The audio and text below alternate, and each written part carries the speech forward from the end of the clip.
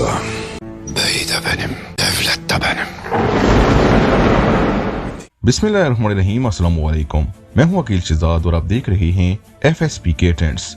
Kulish Usman season 4 episode 1 के साथ आपकी खिदमत में हाजिर हैं। इस वीडियो में हम आपके साथ बात करेंगे कि उस्मान बे ने किला एनागोल बिल्जिक और येनी शहर के बाद इज़नक को कैसे फतह किया और उन्हें किन मुश्किलात का सामना करना पड़ा, वो भी तारीख के मुताबिक।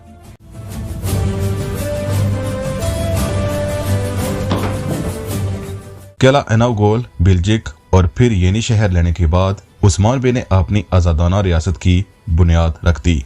आपके नाम का खुतबा किया और सिक्का जारी कर दिया गया। दुर्सन फकी इस नई रियासत के पहले काजी मुकर्रर हुए। इसके साथ ही शेख एदाबाली बिल्जिक किले में रिहाइश पजीर हो गए। उस्मान बे न सिर्फ मुसलमानों में बल्कि गैर मुसलमों में भी इंसाफ की वजह से मशहूर हो चुके थे। इसीलिए तमाम गैर मुसलम जो सगोत बिल्जिक, एनागोल और इसके साथ साथ येनी शहर में थे, आपके इंसाफ से बहुत खुश थे।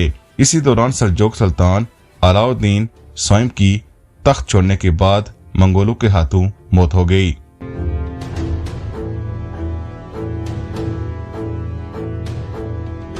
सुल्तान की मौत के साथ ही अनातोलिया रियासत कई हिस्सों में तकसीम हो चुकी थी और जो इलाका जिस कबीले के जेर असर आता वो वहां हुकूमत करने लगा था।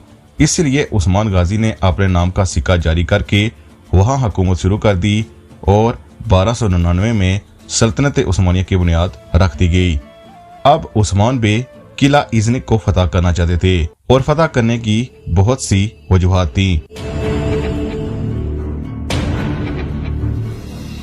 जिनमें पहली वजह यह थी कि किला इज़निक था ही मुसलमानों का, क्योंकि ये अनातोलिया सल्जोक रियासत का पहला दारुल हुकूमत था। लेकिन सलेबी जंगों की वजह से मुसलमानों के हाथों से निकल गया था और अनातोलिया सल्जोक रियासत का नया दारुल हुकूमत फिर पूर्णिया में मुंतकिल कर दिया गया था। यानी 1075 से 1095 के करीब इज़निक सल्जोक सल्तनत का हिस्सा था। बावजूद ख्वाहिश के सल्जोक कभी भी इज़निक को वापस तो ना ले सके।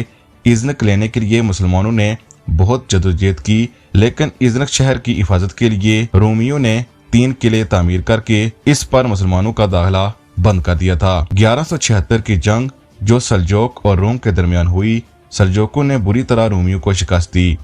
रोम के शहंशाह ने कलच अरसलान को जंग के बाद अमन की दावत दी, तो कलच अरसलान ने अमन के लिए पहली शर्त यही रखी कि ये जो बुर्ज और किले इज़निक शहर के सामने बनाए गए हैं, इनको हटा दिया जाए। इसके साथ साथ कलच अरसलान ने शहंशाह को यह भी कहा कि कुछ अरसे तक हम इज़निक किले को फतह करने की कोशिश नहीं करेंगे। लेकिन इसके साथ साथ कलच अरसलान ने कहा कि इज़निक हमारा है, क्योंकि हमने इसे तलवार के जोर पर हासिल किया था और मुसलमान जो चीज तलवार के जोर पर हासिल कर लें ता क़यामत उन्हीं की रहेगी। सल्जोक तो इज़निक किले को फतह ना कर सके, लेकिन उस्मान बे इज़निक किले को वापस हासिल करना चाहते थे और ये कईयों की बहुत बड़ी ख्वाहिश थी, क्योंकि ये सल्जोकों की ख्वाहिश भी रही थी। तारीख गवाह है कि बितीनिया के गैर मुस्लिम उस्मान बे से इतने खुश थे कि वो उनकी फतूहात में इनका साथ देते थे।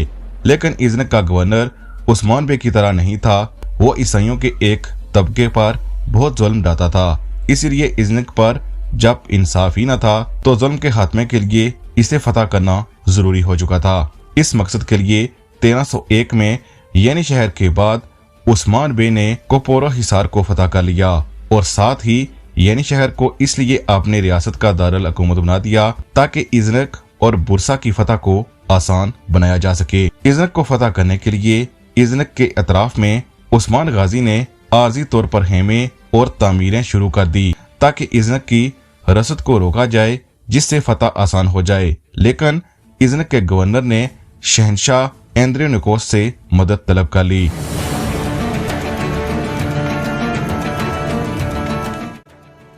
क्योंकि शहंशाह एंद्रोनिकोस जान चुका था कि उस्मान बे बहुत सी फतूहात हासिल कर चुके हैं, इसीलिए वो अब इज़निक और बुरसा को नहीं खोना चाहता था।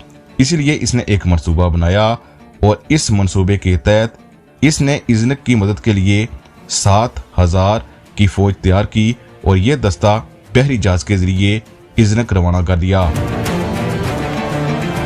शहनशाह न सिर्फ इज़्नक को बचाना चाहता था बल्कि जो इलाके उस्मान बे ने फतह किए थे वो दोबारा हासिल करना चाहता था। 7,000 सिपाही बहरी जहाजों के जरिए इज़्नक शहर को बचाने के लिए रवाना हुए।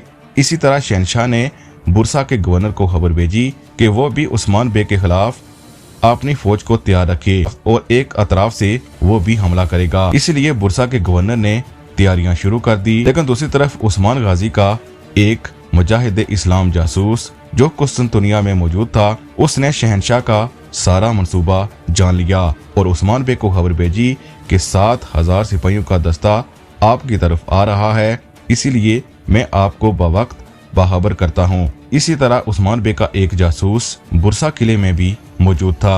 उस्मान गाजी को उसने खबर भेजी कि बुरसा में इनके खिलाफ बुरसा का गवर्नर एंड्रोनियोस एक बड़ी तैयारी शुरू कर रहा है।